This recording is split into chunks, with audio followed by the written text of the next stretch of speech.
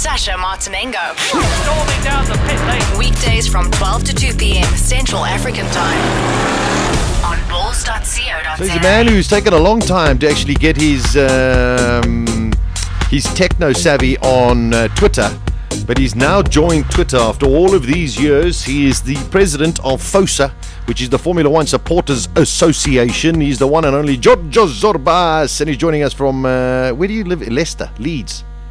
Sheffield. Sheffield, I was close. I wasn't really close, was I? Leeds is close enough, yeah. Leicester's pretty far. Okay. Georgio, it's great to speak to you, my friend. You know how difficult it was to search for pictures of you? Really? Yeah. You're a very scarce man, but I suppose when you're the president of FOSA, you get lots of people who want to attack you. Well, I wouldn't say attack me, but I'll just find that as a compliment, considering I try and avoid being all over the place. I was talking before I got into the last song, Georgia. How many members do you have on FOSA? Sasha, it's a long story, but effectively we do have several million at the moment. Several million. Yeah, it's got up and it's gone down. When we first started off, I mean, as you would know, we started off in South Africa. That's right. Many years ago, in the 60s and the 70s, when we were just a group of friends living up in Johannesburg, and we would then go to races in Europe, take photographs, and then replicate them and send them over to other friends all over the world by mail. And fortunately, when the internet came along, we could then share these pictures digitally, and so we decided to form an association. Yes, amazing. And there was a few thousand, and then as we created the website, and then as that started growing, by let's say the year 2001, we had a few million. It's incredible. Then just after 2001, there was that major crash and things started going down, and then we started changing servers, and then people's email addresses started changing, so we deleted a hell of a lot of members. So we dropped from about 17 million, we took it right down to a few million, and then we started up again. And now we're currently in a situation where, like I said, we have several million, but at least we know that they are active and they are still subscribed.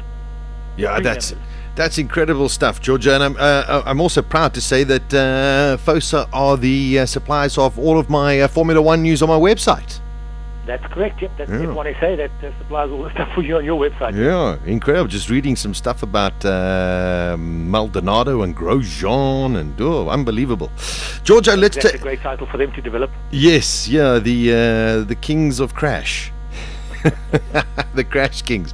Georgia, gee, I tell you, what a season we're having so far. I mean, it's quite incredible. I suppose the fever over there in the UK and Europe is just as furious as it is here. It is, yeah. Everybody here is just pretty much excited. You know, the Brits are of the highest and biggest Formula One fans around the world. So having just had the British Grand Prix, you know, it's been fantastic. The weather has obviously been something that most people weren't really impressed with. Saturday being about the biggest downer as far as most people are concerned, considering the fact that about 20,000 people were asked to stay away. I know. But, sorry, I've just got another phone going off over here. I hope that the noise is not making any noise on your phone. No, it's all right. Don't worry. If you could just bear with me. And of course, you know, having had that problem on Saturday, Sunday was just brilliant. You know, the weather was fantastic. It was great. But yeah, this change, and I mean, every other weekend a new winner. Obviously, we've had two at the moment, but it's excellent for this thing. Yeah. If you can just bear 1 second, I'm just going to turn this other phone off quickly. It's a good idea. That's off. There we go. Now these people won't bother me again. I do apologize. No problem. No problem.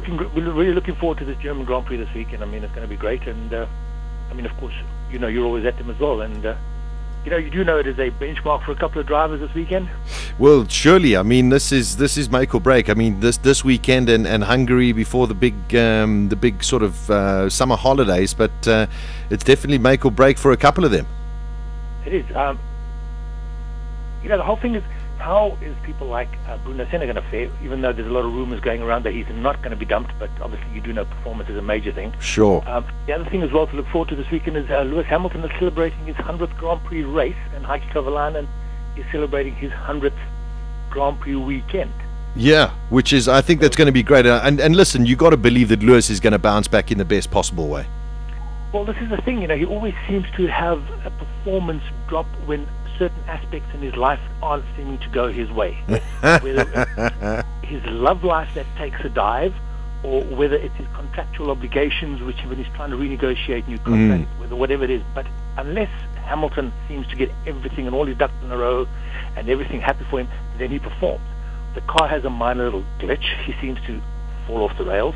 Yeah. But it's just weird, with the guy being the way it is. And I would presume I wouldn't put any money on him this weekend, considering the status that he's finding his love life at the moment, having had the fun and games that he had in a London hotel last weekend, which did not impress his girlfriend. One can only imagine.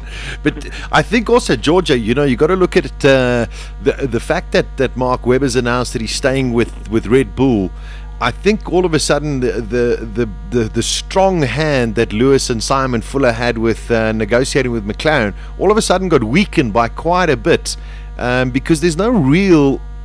What other option does Lewis really have? I mean, do you see him going to Lotus or Mercedes or even Ferrari?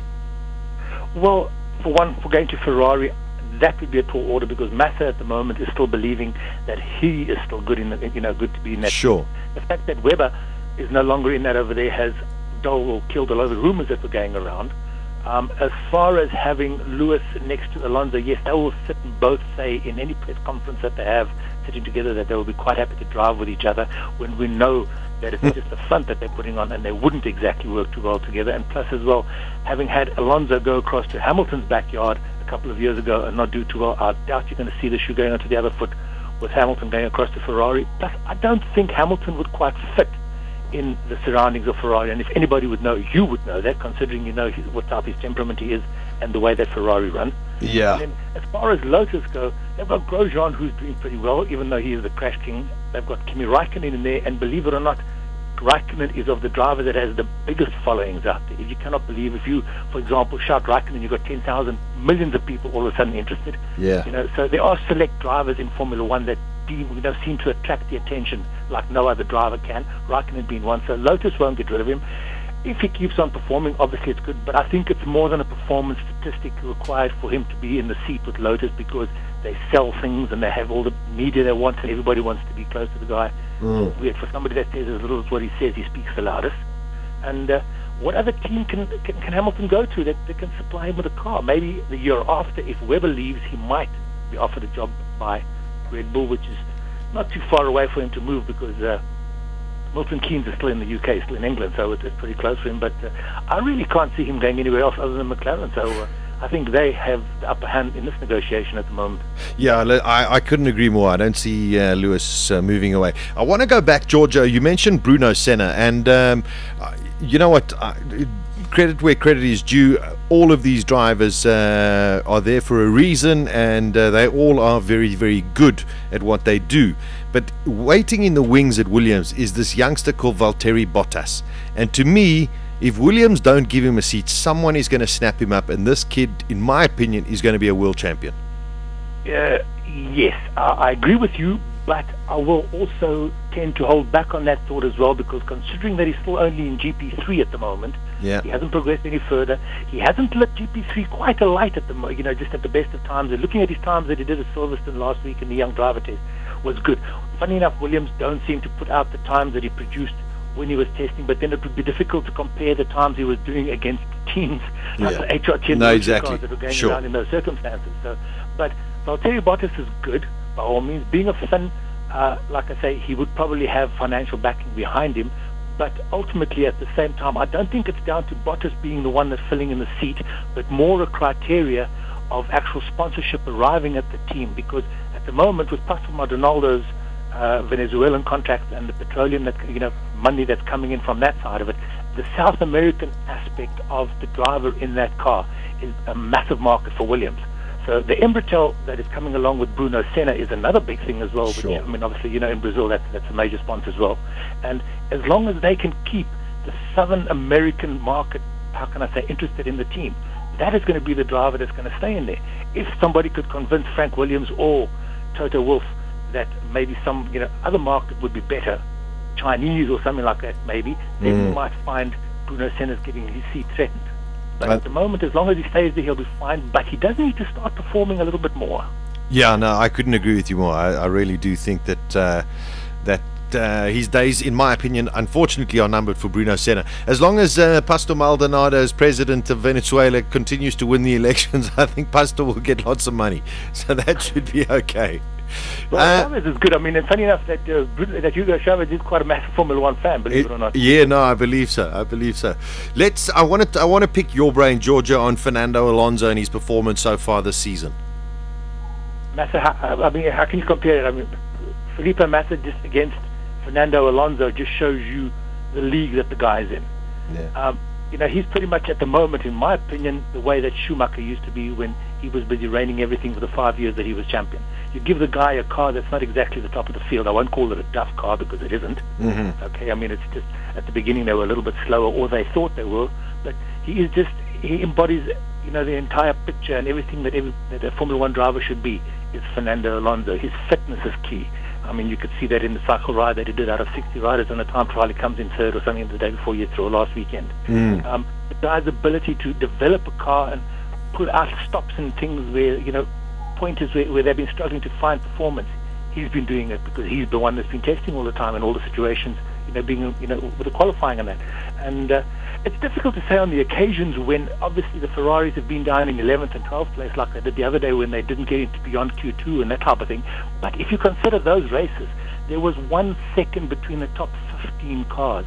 Yeah. When have you ever seen it before in Formula One? It's been so close. So as far as Fernando Alonso goes, I think he's the ultimate driver at the moment. Yeah, he's being very, very special this year. I think it's now time for Ferrari to give him the car as opposed to him getting making it look a lot better than it is. God forbid that should happen, because if he gets the car as well, then he's just going to run away with it. No, that's fair enough. But he's still got a little German called Sebastian Vettel he's going to have to worry about. Georgia, I suppose one of the most, definitely the most unfortunate accident that happened a couple of weeks ago, Maria Di Villotta's accident in the UK with the Marussia.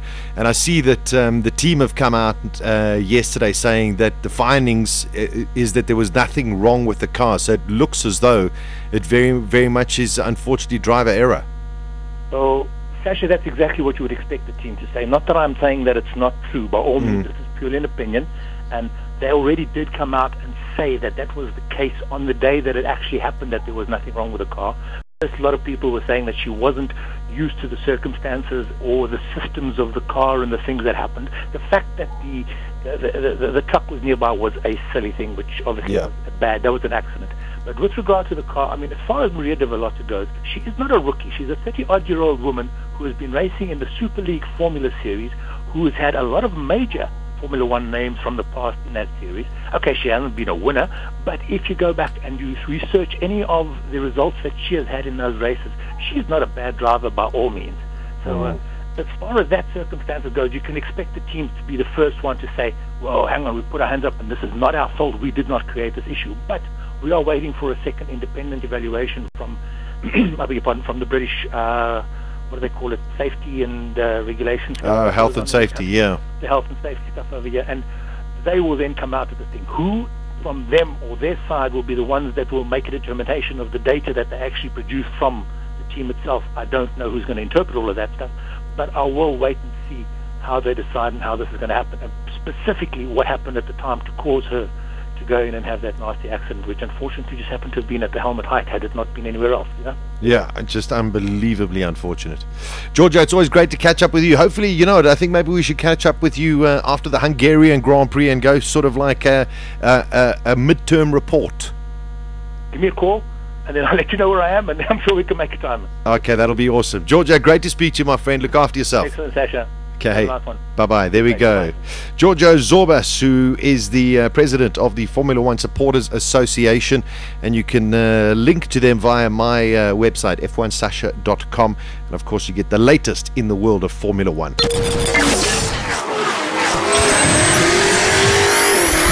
Gears on bulls.co.za with Sasha Martinengo. He's kept himself out of trouble. Weekdays from 12 to 2 p.m. Central African Time.